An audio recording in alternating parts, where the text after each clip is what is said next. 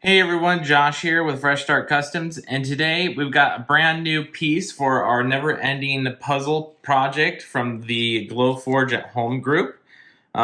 This one is from Keddy. He is an expert in the group. If you haven't seen his work yet, it's great. He owns Madly Crafty, as you can see by the puzzle piece here. This one came with a note as well here. This is Joshua just reaching out to say thanks for all you do for the community. We designed this piece to match some of our steampunk designs. This never-ending puzzle idea is awesome, and thanks for taking the time for this.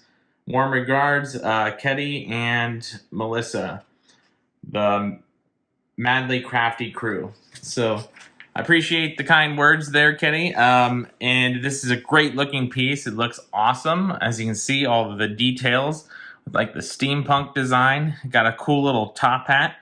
I guess that would be related to their company, almost like the Mad Hatter in a way. So this turned out awesome. So we're gonna go over to the puzzle piece. I'll show you guys how far we are and with this piece added to it. And then we do have some more pieces rolling in the mail. There should be another video coming out soon of that. So keep an eye out if you want to keep following along for these never-ending puzzle pieces here. And check out the puzzle piece in just a sec. We're going to go down there now. All right, you guys, so here is the puzzle that we have so far.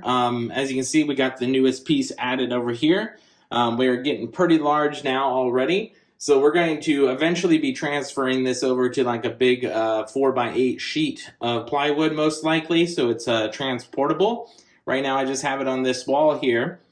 And I hope you guys like this style videos here for the updates, just to show you guys what are going on.